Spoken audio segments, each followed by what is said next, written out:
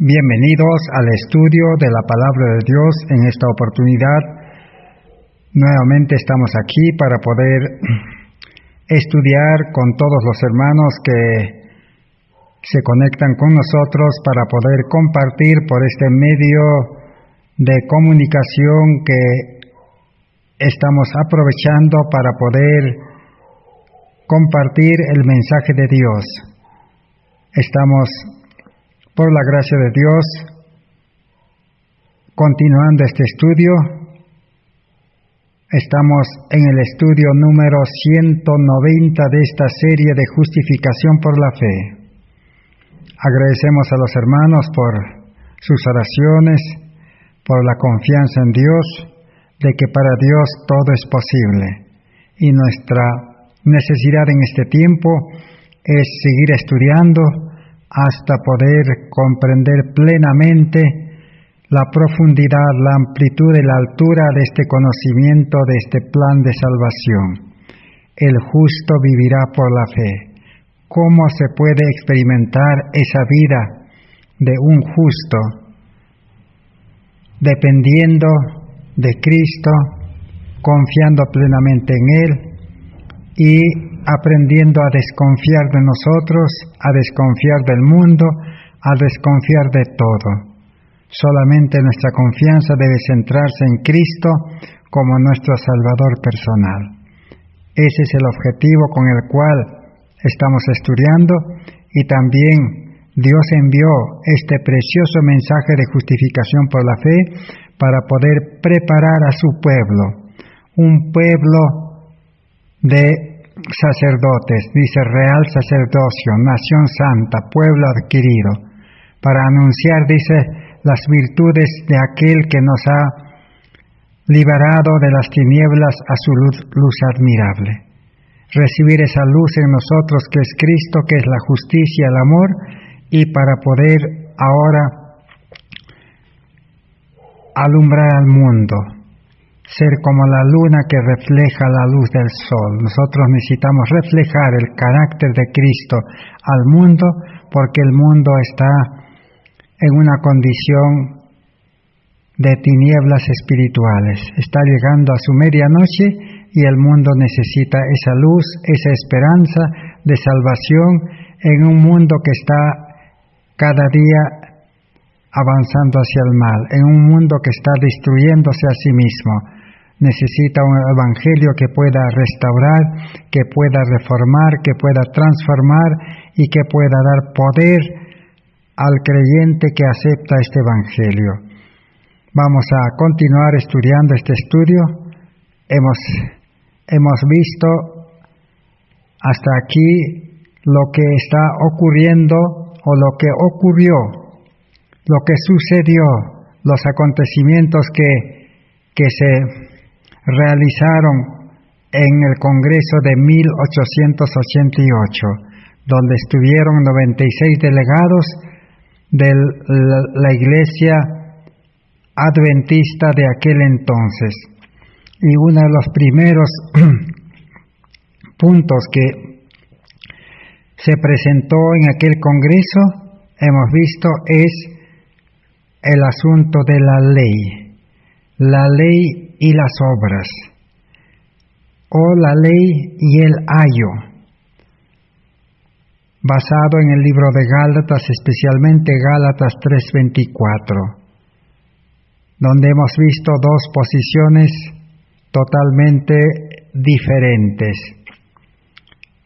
Y ya en el estudio anterior hemos tratado de comprender a la luz de la Biblia y los escritos del Espíritu de profecía, los cuales respaldan y concuerdan con la posición y la enseñanza que Jones y Waggoner presentaron sobre la ley de Dios y las obras.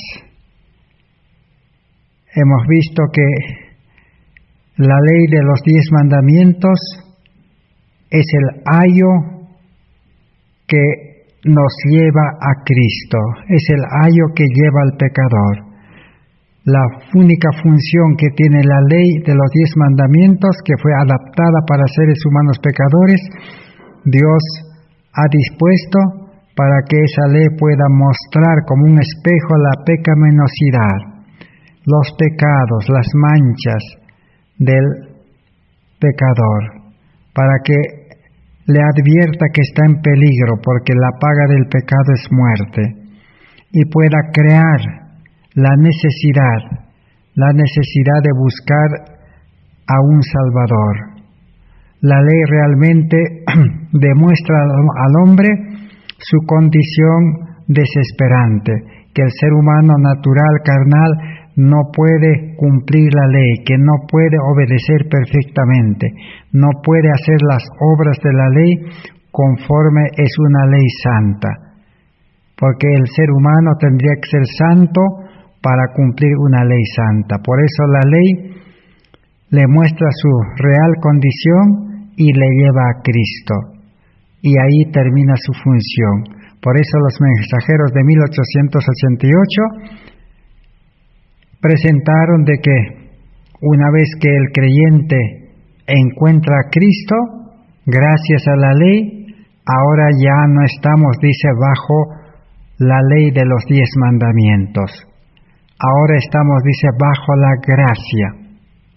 Y el apóstol Pablo, en Romanos capítulo 6, el verso 14 al 16, allá nos dice de que en vista de que estamos, dice, en la gracia, seguiremos pecando en ninguna manera.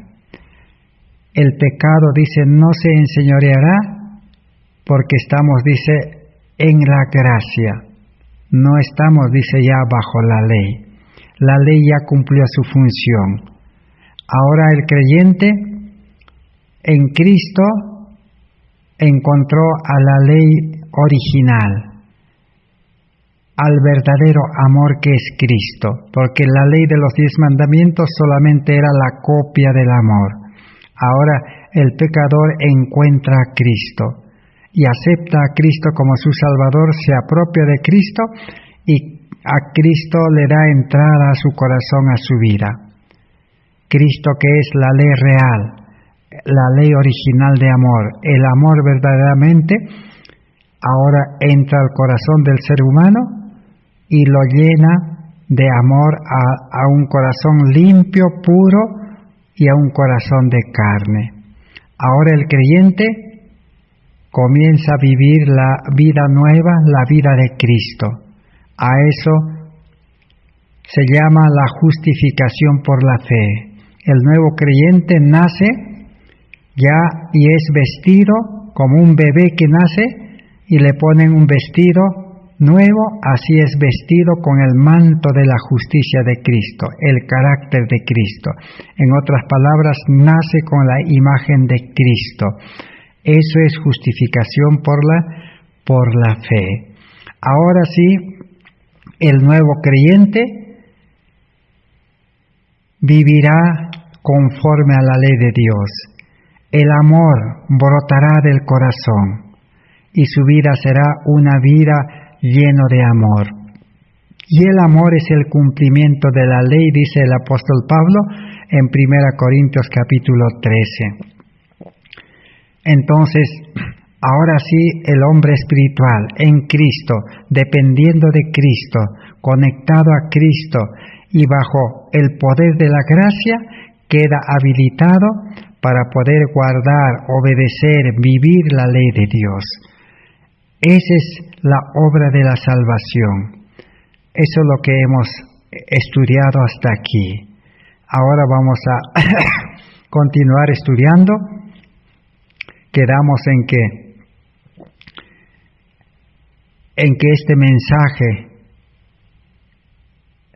este mensaje de justificación por la fe no fue aceptado en 1888. Y los principales oponentes eran el presidente de ese entonces, Jorge Butler, y el secretario Uriah Smith. Estos dos hombres pioneros de la Iglesia Adventista se opusieron y resistieron y rechazaron este mensaje de justificación por la fe. Ellos prefirieron continuar aferrándose a la ley, enseñando de que la salvación es por fe y obras, que el ser humano necesita creer, pero también necesita perfeccionar la fe con las obras. En otras palabras, poniendo siempre la parte humana y confiando en Dios también. Eso es lo que siempre han continuado sosteniendo, enseñando, hasta que ellos murieron. Y toda esa enseñanza se ha transmitido de generación en generación hasta el día de hoy. Y nosotros en este tiempo necesitamos volver al mensaje original, volver a la luz verdadera, volver al verdadero evangelio que tiene poder para transformar vidas. Pero mientras el mensaje que lleva a la confianza en la ley y a la confianza en las obras y a la confianza propia, no puede transformar vidas, no puede dar poder para llevar este evangelio por teoría y vivencia al mundo. Veamos ahora en esta oportunidad entonces uno de los escritos en la revista Heraldo que apareció después de 1888 en revista Heraldo, escrito por Urias Smith, que sigue presentando o presenta la ley y la justicia de Cristo. Analizaremos brevemente este escrito que está registrado en la revista Heraldo del 11 de junio de 1889, al año siguiente de 1888. Prestemos la atención a la lectura de este escrito. Dice así: la ley es espiritual, santa, justa y buena, la norma divina de justicia. Hasta aquí todo está correcto, así es, eso es lo que hemos estudiado. Ahora continúa: la perfecta obediencia a ella desarrollará justicia, y ese es el único camino para que uno pueda alcanzar justicia. Aquí viene la confusión. Da a entender de que la perfecta obediencia del hombre es lo que le va a llevar, dice, a alcanzar la justicia. Pero la Biblia, los libros del Espíritu Profecía que hemos estudiado, y también los mensajeros de 1888, lo que ellos presentaron es que el creyente primero necesita tener justicia para poder manifestar una obediencia perfecta a las leyes de Dios. Pero aquí él mezcla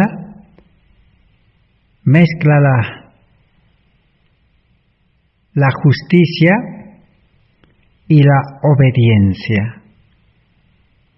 Dice, la perfecta obediencia a ella desarrollará, y ese es el único camino para que uno pueda alcanzar justicia. Da a entender que la obediencia nos va a llevar a alcanzar justicia. Pero el verdadero mensaje de Dios es que el ser humano necesita tener justicia. ¿Y qué es justicia? Justicia es la vida de Cristo. Dice, el manto tejido en el telar del cielo. Es la vida perfecta que Cristo vivió en esta tierra durante 33 años. No tiene, dice, ningún hilo de invención humana. Todo es el carácter de Dios. el ser humano necesita tener esa justicia para poder guardar los mandamientos de Dios. No es primero la obediencia para alcanzar justicia. Ahí está el problema. Sigamos leyendo. El pecado no solo rompió la unión entre el hombre y Dios, sino que colocó al hombre dentro de una naturaleza tal. Correcto, eso es verdad. El pecado es el que nos ha separado de Dios y nos ha dado una naturaleza del mal, que debe ser reemplazada por otra nueva antes de que Él pueda volver al camino de la obediencia. Esto es también la verdad fundamental, la verdad céntrica, el eje, podemos decir, la base o el fundamento. Que el pecador dice debe ser, esa naturaleza pecaminosa que tiene, debe ser reemplazada por otra nueva, antes que él pueda volver al camino de la obediencia.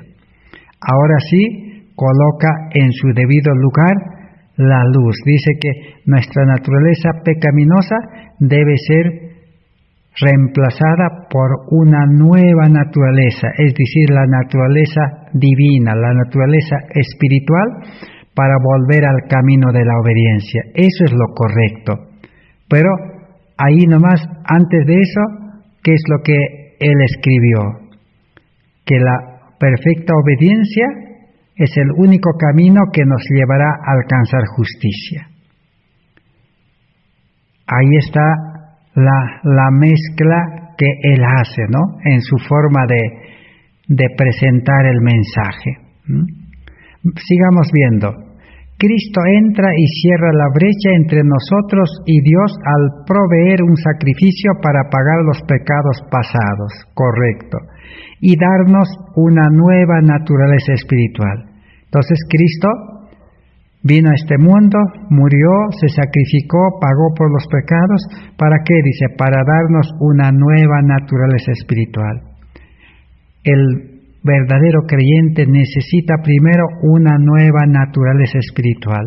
Su naturaleza humana pecaminosa debe ser desechado, debe ser quebrantado, dice, debe ser crucificado, debe ser enterrado, dice, en las aguas del bautismo, para resucitar con nueva naturaleza espiritual, para ahora sí, la obediencia saldrá, dice, del corazón, brotará como una fuente de agua.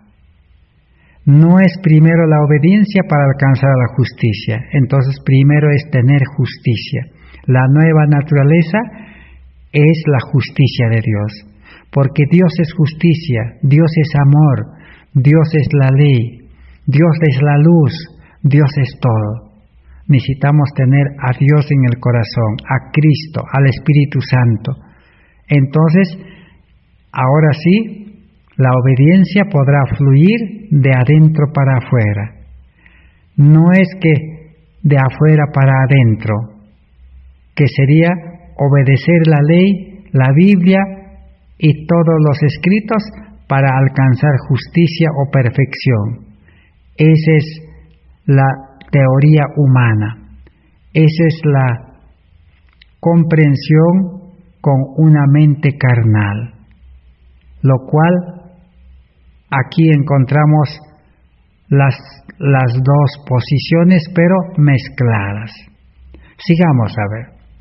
El objetivo total de la obra de Cristo por nosotros es llevarnos a la ley. Está bien. Que su justicia pueda cumplirse en nosotros por nuestra obediencia a ella. Ahí otra vez encontramos una cosa contrario al plan de Dios. Que su justicia pueda cumplirse, dice, en nosotros por nuestra obediencia a ella. O sea, da a entender que nosotros tenemos que obedecer la ley para cumplir la justicia de Dios. Pero sabemos que el hombre carnal no puede obedecer. no es nuestra obediencia, sino es la obediencia de Dios en el hombre en nueva naturaleza. En Romanos capítulo 8 podemos encontrar del 1 al 10, y en Gálatas capítulo 5, 16 al 22 también. Allí nos habla claramente diferenciando el hombre carnal y el hombre espiritual. El hombre carnal, dice, nacido de carne y sangre. La carne es débil, dice. La carne no puede agradar a Dios. La carne no puede sujetarse a la ley de Dios ni podrá, dice. Y el apóstol Pablo dice, tenemos que renunciar a ello y vivir, dice, la vida espiritual que se recibe en el nuevo nacimiento, en la conversión. La vida espiritual que es la nueva naturaleza, que reemplaza a la antigua naturaleza pecaminosa, a la vida carnal. Ahora sí, entonces, en la nueva naturaleza, el creyente obedecerá como algo natural la ley de Dios. Terminemos de leer el escrito. Debemos tener una justicia para ver el reino de los cielos, que es llamada justicia nuestra. Y esta justicia llega a estar en armonía con la ley de Dios. Deuteronomio 6, 24 al 25. Y leemos: y el Señor nos ordenó que hiciésemos todos estos estatutos para tener al Señor nuestro, para guardarnos en vida como en el día de hoy, y será para nosotros justicia cuando hayamos cuidado de hacer todos los mandamientos delante del Señor nuestro Dios, como nos ha ordenado. El Señor no les mandaría hacer aquello para lo que Él no había hecho provisión adecuada. Si ellos lo hiciesen, esto les sería contado por justicia. Así que el Señor dice, no les mandaría hacer aquello para lo cual Él no ha hecho provisión adecuada. O sea, cuando el Señor ordena, Él provisiona todo para su cumplimiento. En este caso, Dios ha provisto vida nueva, muerte al yo, muerte al pecado, vida nueva, vida espiritual, gracia, Espíritu Santo, ley en el corazón, un corazón de carne. Ahora sí, el nuevo creyente tiene todo para hacer las obras de la ley. Pero ya no son sus obras, son obras de Dios en el hombre. Termina diciendo, entonces existe una justicia que debemos tener, que se asegura al cumplir y enseñar los mandamientos.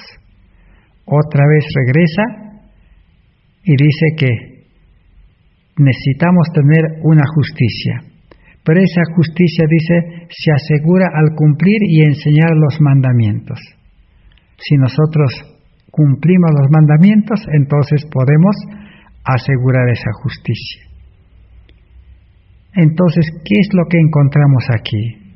En este escrito encontramos una mezcla de la verdad con el error. Si nosotros estudiamos el libro de Apocalipsis, allí encontramos el vino de Babilonia.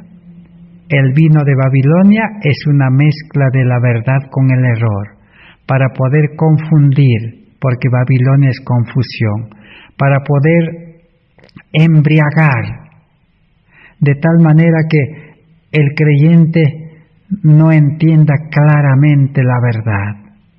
Y Satanás dice que esta verdad del plan de salvación, esta verdad de la justificación no se entienda claramente, porque sabe que cuando esta verdad central, principal de la salvación se entienda y el creyente se apropia, dice, la justicia de Cristo y renuncia a su vida anterior, a su vida antigua, a la vida carnal, Satanás habrá perdido su poder, dice, de dominio sobre el pecador. porque Satanás actúa por medio de la mente carnal, del corazón carnal, del hombre natural.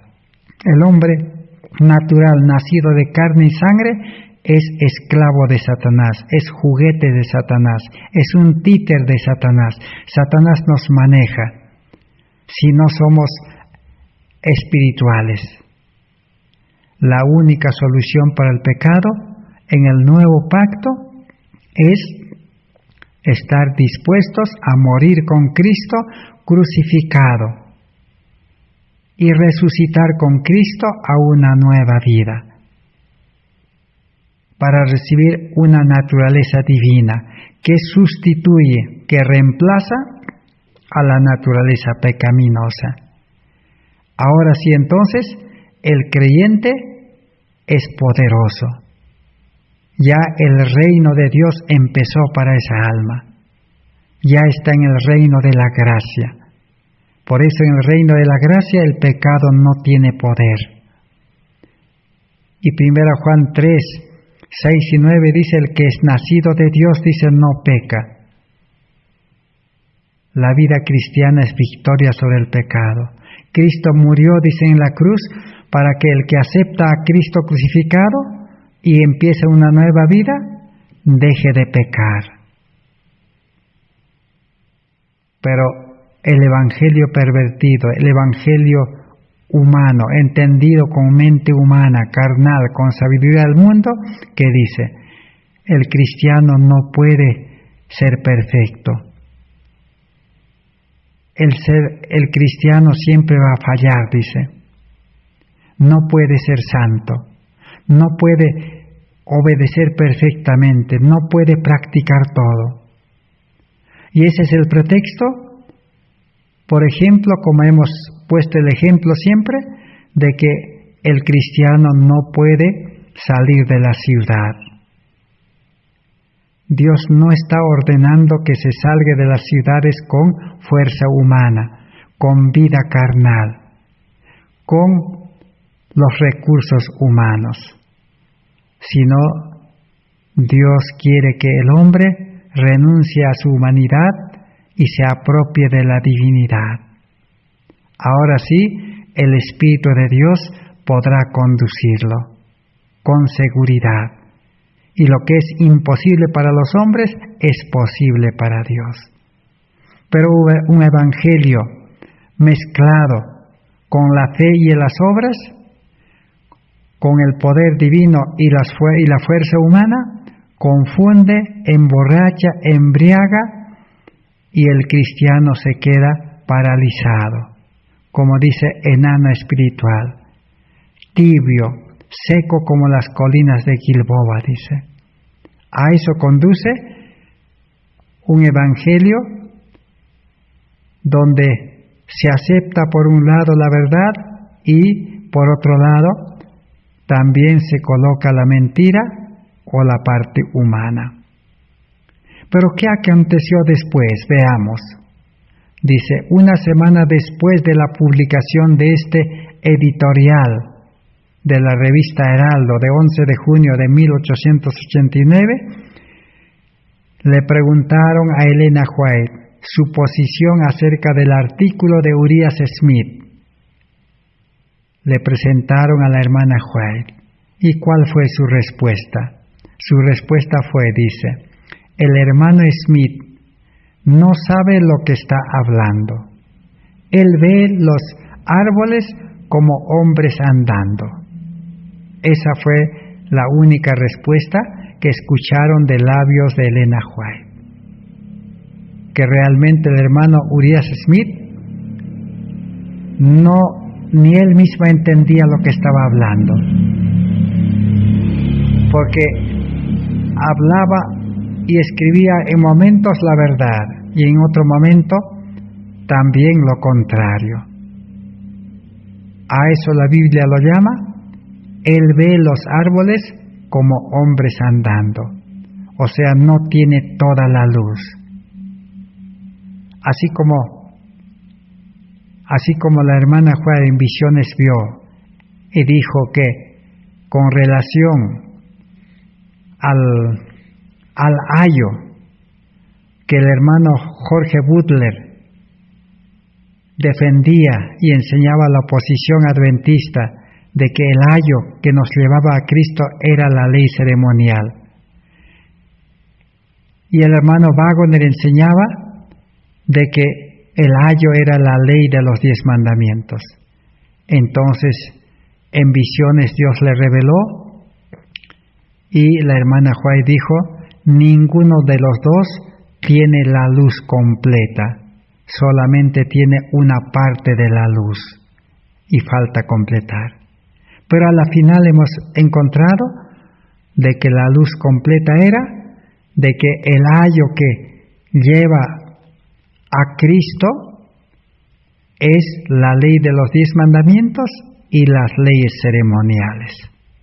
Ambas leyes son los que Dios ha dispuesto para llevar al pecador a Cristo.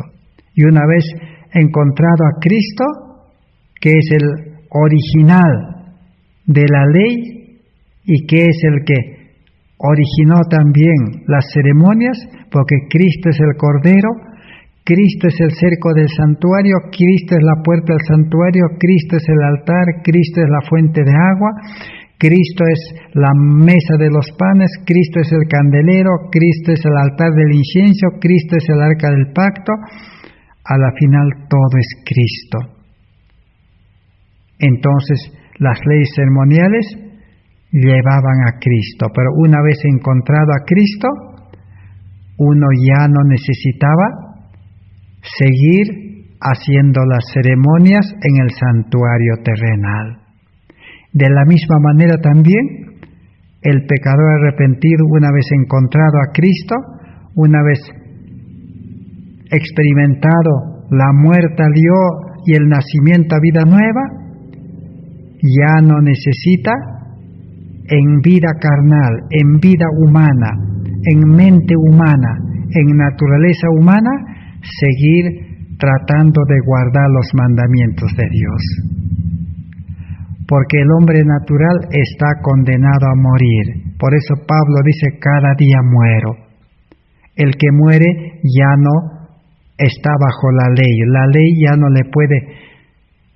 no le exige obediencia ni le puede condenar, porque ha muerto al yo, ha muerto al pecado, ha muerto a la carne. Ahora el hombre espiritual está en concordancia con la ley. Mas bien la ley de los 10 mandamientos al hombre espiritual le dirá que esa es la justicia que yo requiero. Y le aprobará, porque el hombre espiritual vive una vida santa, una vida de justicia, una vida que es la vida de Cristo, la vida de Dios. Entonces está en armonía con la ley y la ley testificará. Esa es la diferencia que existe entre la vida carnal y la vida espiritual. Entonces Uriah Smith no entendía.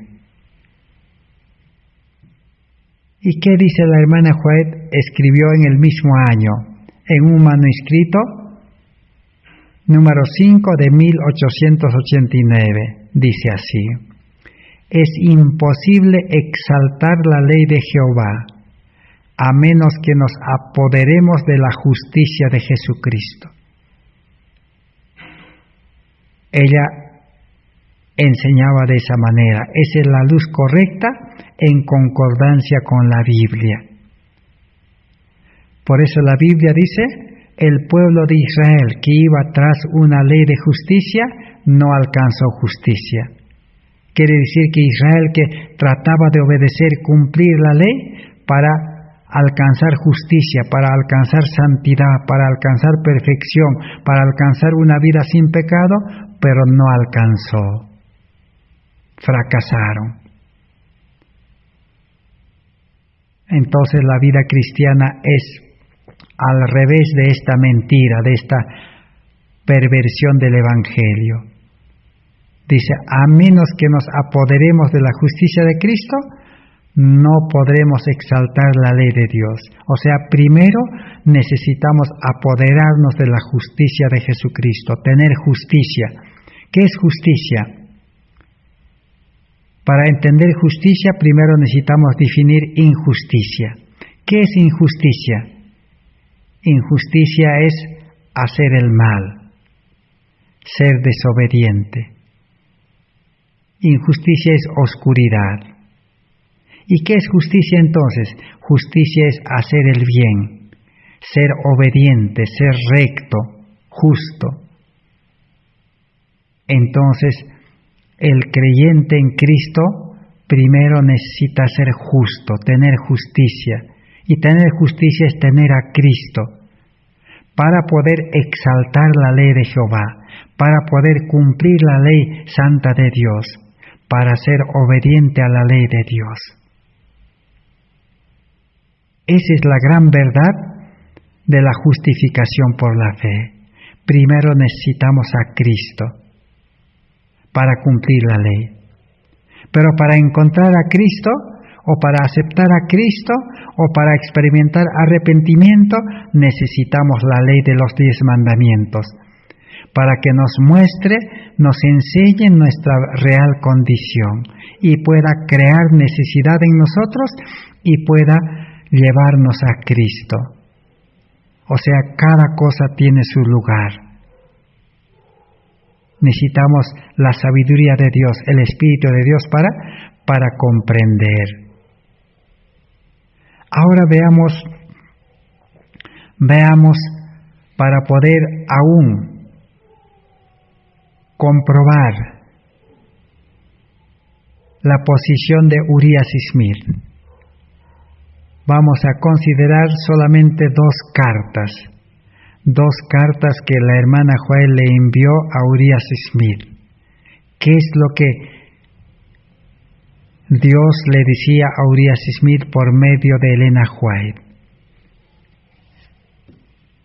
Vamos a leer. Dice, para Urias Smith, 6 de junio de 1896. Querido hermano, le dice, la ley nos sirvió de ayo para conducirnos a Cristo, para que por la fe fuésemos justificados. En este texto el Espíritu Santo, a través del apóstol Pablo, habla especialmente de la ley moral. La ley nos revela el pecado y nos hace sentir nuestra necesidad de Cristo y de huir a Él, pidiendo perdón y paz, ejerciendo arrepentimiento para con Dios y la fe en nuestro Señor Jesucristo. Entonces, no habrá excusa para Urias Smith. Y si nosotros también estamos en la misma posición adventista, tampoco no habrá excusa. La hermana Joel claramente especificó de que la ley que nos sirve de ayo para conducirnos a Cristo es la ley moral, la ley de los 10 mandamientos. Y su función, como hemos dicho, podemos seguir repitiendo, es revelar el pecado y por el arrepentimiento hacernos sentir la necesidad de Cristo y la fe en Cristo para encontrar perdón, paz. Eso es lo que necesitamos. Y Romanos capítulo 5:1 dice, justificados pues para con Dios tenemos paz. Entonces, una vez que recibe el perdón, ¿qué es justificación? El pecador creyente recibe la paz. Y recibir la paz es ser justificado. Y ser justificado es ser hecho justo, nueva criatura. Así que la hermana Joel claramente le escribió cartas a Urias Smith. Pero Urias Smith siempre insistió en su posición de que el ayo es la ley ceremonial, no la ley de Dios. Sigamos leyendo. Le dice, la reluctancia en discernir de opiniones preconcebidas y en aceptar esa verdad está en la base de gran parte de la oposición manifestada en Minneapolis contra el mensaje del Señor a través de los hermanos Waggoner y Jones. Entonces, la hermana White le dice que Urias Smith, Jorge Butler y todos los pastores y los delegados que le siguieron, ellos creyeron y confiaron, dicen, opiniones preconcebidas y no aceptaron la verdad. Por eso ellos, dicen, se opusieron en Minneapolis contra el mensaje del Señor y contra los mensajeros. Sigue diciendo, al suscitar esa oposición, Satanás consiguió disminuir de nuestro pueblo en gran medida el poder especial del Espíritu Santo que Dios deseaba transmitir. Dios quería transmitir su Espíritu Santo, la lluvia tardía, pero tal oposición consiguió anular al Espíritu Santo de Dios. Como los apóstoles, el enemigo, dice, les impidió de obtener aquella eficiencia que podría haber sido de ellos en llevar la verdad al mundo, como los apóstoles la proclamaron después del día de Pentecostés. Si ellos no hubieran confiado en opiniones preconcebidas humanas con relación a la ley, entonces el enemigo no hubiera impedido, dice, en recibir la lluvia tardía que venía en forma de el mensaje de justificación por la fe.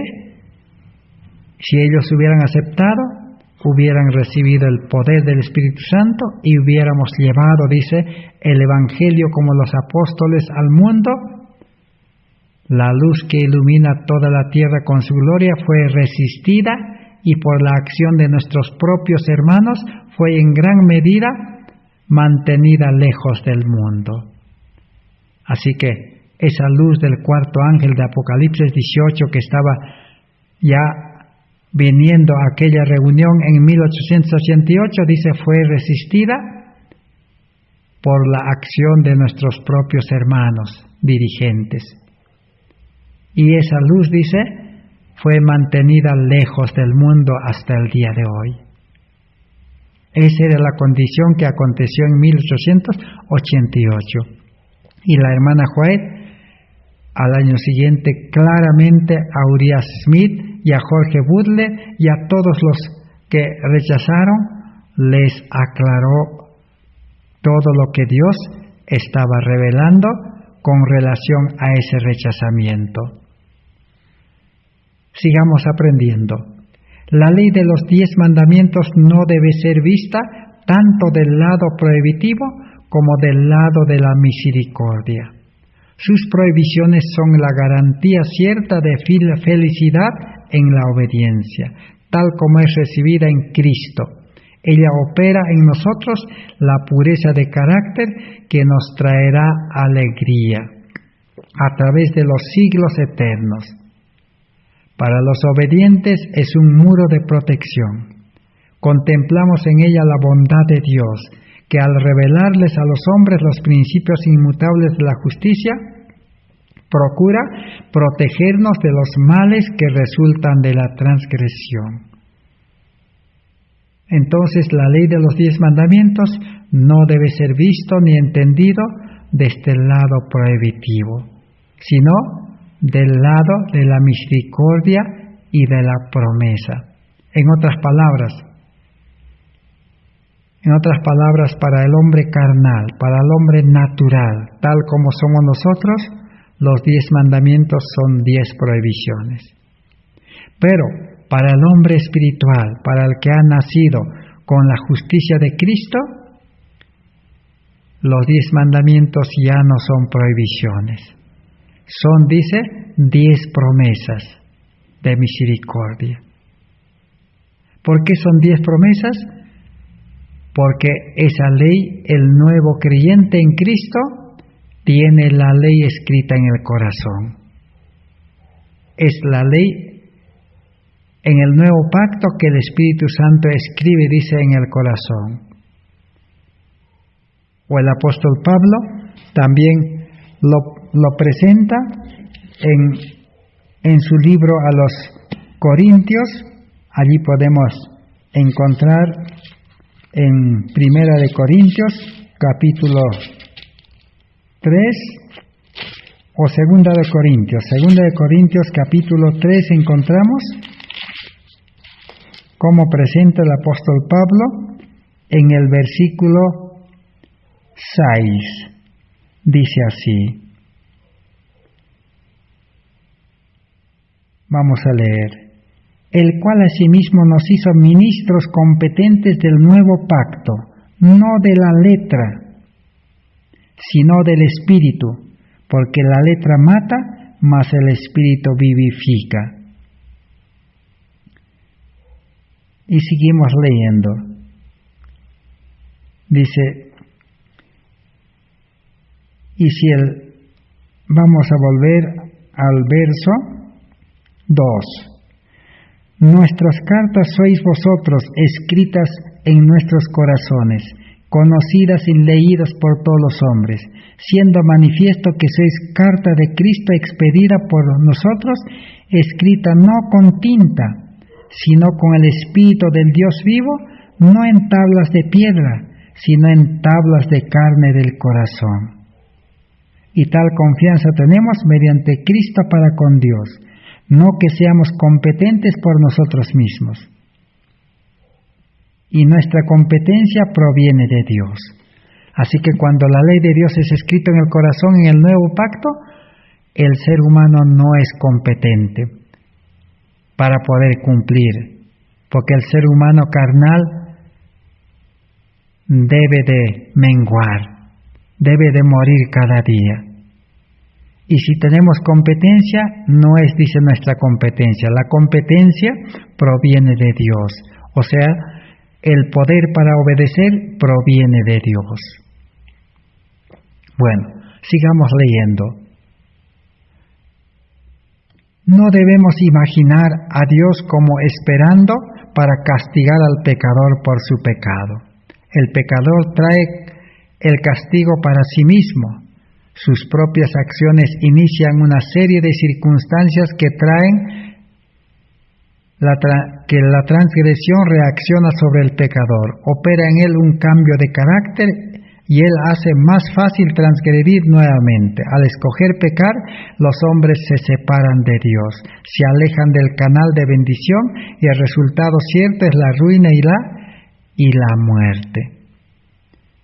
Así que para el hombre pecador, Dios le parece un Dios que castiga, pero no es así. Dios es amor. Dios no castiga, dice. Dios es un Dios de amor. Y la ley es amor. Pero el pecador solo cosecha el castigo, porque el pecador sembró pecado para cosechar castigo, ruina y toda clase de males. Entonces, Dios no castiga. Dios es un Dios de amor, dice. Terminemos de leer la carta. La ley es una expresión del pensamiento de Dios, de la idea de Dios. Entonces, ¿la ley qué es? La ley de los 10 mandamientos es una expresión o copia, podemos decir, del pensamiento de Dios. La mente de Dios, el pensamiento de Dios, esa es la ley original. Ahora, cuando la recibimos en Cristo, o sea, cuando recibimos la ley en Cristo, ella se vuelve nuestro pensamiento, nuestra idea en la mente. Nos eleva por sobre el poder de los deseos y tendencias naturales y sobre las tentaciones que llevan el pecado. Cuando el pecador arrepentido, gracias a la ley de los 10 mandamientos, ha llegado a Cristo, y cuando ahora recibe a Cristo, también recibe, dice la ley, en el corazón. Porque Salmos 48, ¿qué dice? Jesús dice, el hacer tu voluntad, Dios mío, me ha agradado, dice, y tu ley está en mis entrañas. La ley original de Dios, la ley del amor, está en las entrañas, en la mente de Cristo. Por eso Cristo vivió la ley. Cristo fue obediente hasta la muerte. Cristo nunca pecó, porque tenía esa ley de amor, el amor en el corazón, el amor de Dios, porque Dios es amor. Pero si nosotros recibimos a Cristo, también recibimos a Cristo con la ley de amor en su corazón. Ya en nuestro corazón, en este caso. Ahora, ¿qué va a pasar entonces con nuestra vida? El Cristo que recibimos, la vida de Cristo, el amor de Dios, la ley que es Cristo en el corazón, nos elevará sobre el poder de los deseos, tendencias y tentaciones. En otras palabras, los malos deseos, las tendencias naturales, la tentación, no tendrán poder sobre el creyente verdadero, porque está por encima de ellos. Ya no está debajo para ser dominado, esclavizado. Ya no estaríamos como Pablo, que dice en Romanos capítulo 7, todo el capítulo dice, el bien que quiero hacer, no puedo hacer. El pecado que mora en mí me lleva siempre a hacer el mal, me domina el pecado. ¿Por qué domina el pecado? Porque no tenemos la ley en el corazón, no tenemos a Cristo en el corazón, porque en el corazón de Cristo está su ley, en su mente, dice, es su pensamiento. Entonces el secreto para poder vencer los deseos, tentaciones y tendencias es primero tener la ley. No es obedecer la ley para poder vencer las tendencias naturales y las tentaciones. Es al revés. Por eso Isaías dice, mucha paz tienen los que aman tu ley, y para ellos no hay tropiezo.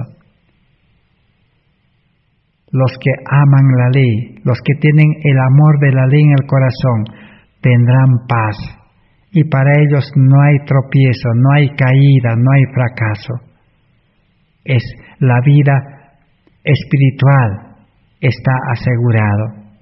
Por eso el creyente que está en Cristo y Cristo en él y depende de Cristo, vive conectado, permanece en Cristo, confía en Cristo, hace su voluntad, es imposible que pueda caer en pecado. Pero cuando el creyente se confía en sí mismo o confía en otros o pierde la fe en Dios, en Cristo, inmediatamente caerá en pecado. Así como Adán y Eva cayeron cuando escucharon a otra voz, desconfiaron de las palabras de Dios y confiaron en las palabras del enemigo de Dios, cayeron en pecado. Ese es el pecado. Terminemos la carta.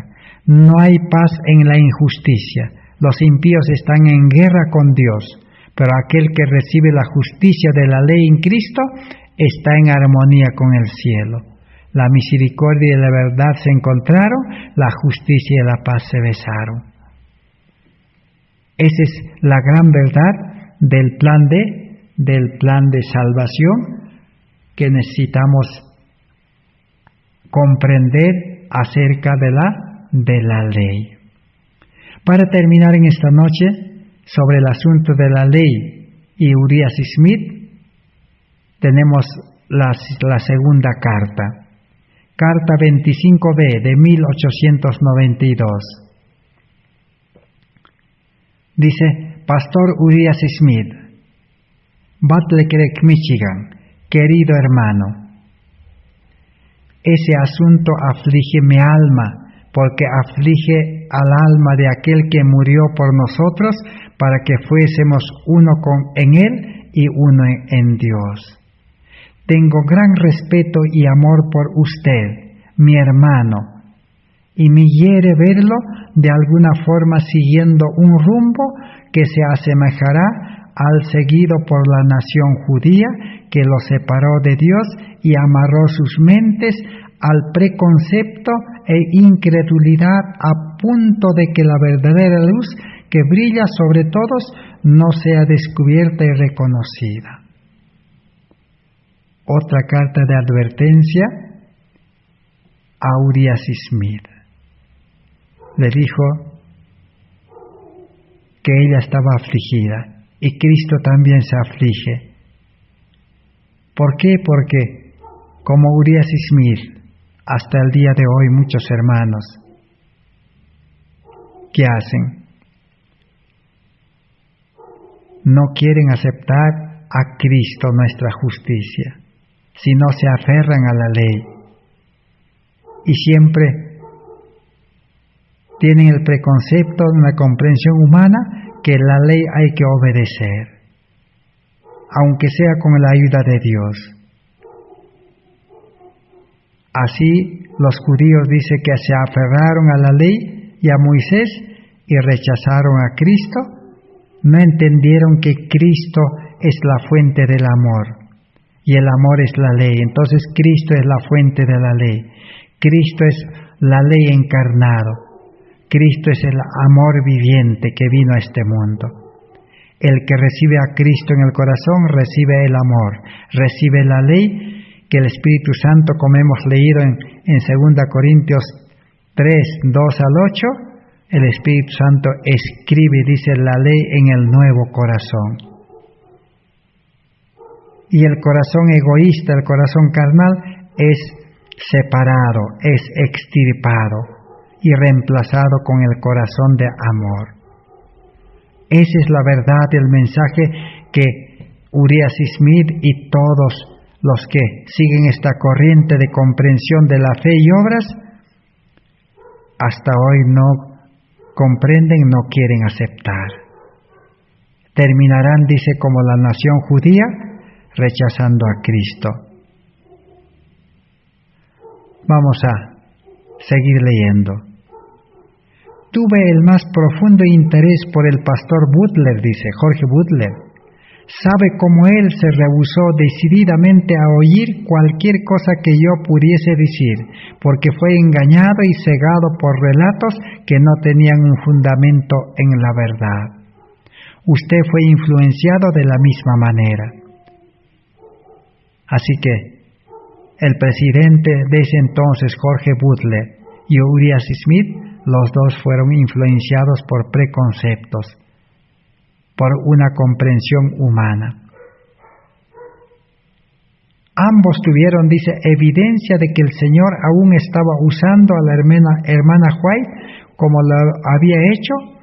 Eso tuvo alguna influencia sobre usted, pero no lo suficiente con el pastor Butler para llevarlo a retractarse de cualquier cosa que dije o hice para combatir mi influencia. Ahora el Señor está familiarizado con todo este asunto. Hay orgullo de corazón, hay preconcepto, hay resistencia al Espíritu de Dios, y eso surge en todas las ocasiones en que hay una oportunidad. ¿Cuál era el problema de estos líderes dirigentes de la organización adventista? Primero, orgullo en el corazón, orgullo religioso, de reconocer que estaban en error. Su forma de comprender y enseñar y practicarlo estaba en error. Y el preconcepto, o sea, una mala comprensión, una comprensión humana. Y la tercero, resistencia al Espíritu de Dios, porque Dios en su infinita misericordia, queriendo liberar del orgullo, del corazón carnal, queriendo liberar del preconcepto, mala comprensión, mandó al Espíritu Santo por medio de los pastores John Waggoner y Elena White, que ellos con claridad presentaron, que explicaron como para un niño, lo cual vamos a nosotros también beneficiarnos más adelante. Y por lo tanto ellos no tendrán excusa. Y ellos son los que han resultado en los causantes de que los pastores jóvenes y todo el pueblo adventista pueda también seguir el ejemplo de ellos hasta el día de hoy. Así como los judíos también hasta el día de hoy no aceptan al Mesías. El pueblo adventista no acepta a Cristo. Y no solo el pueblo adventista, sino todo el mundo religioso. Todas las tres religiones grandes del mundo, el cristianismo, el hinduismo y los musulmanes. Por no aceptar a Cristo, no hay poder en la vida cristiana. El pecador arrepentido no puede tener el carácter de Cristo. Necesitamos ese carácter de Cristo en nosotros, que por gracia, por fe y gracia, así como el perdón es por fe y gracia, nos quiere también Dios dar su carácter perfecto para vivir una vida de justicia, para no seguir pecando. Porque sin ese carácter, sin esa vida, el ser humano siempre va a caer en pecado, siempre va a fracasar, siempre Satanás lo va a dominar. Siempre los poderes de este mundo se están uniendo, los tres poderes, y va a imponer leyes para poder quitarle la libertad y para poder perseguirlo y para poder prohibirle de que pueda servir a Dios libremente. Para ese tiempo necesitamos el poder de Dios. Los apóstoles, con el poder de Dios, a pesar de que se desató la persecución y la oposición, ellos continuaron adelante. Por lo contrario, el mensaje se propagó con más rapidez. Y para este tiempo también dice, si nosotros aceptamos a Cristo, el mensaje se propagará como fuego en el rastrojo.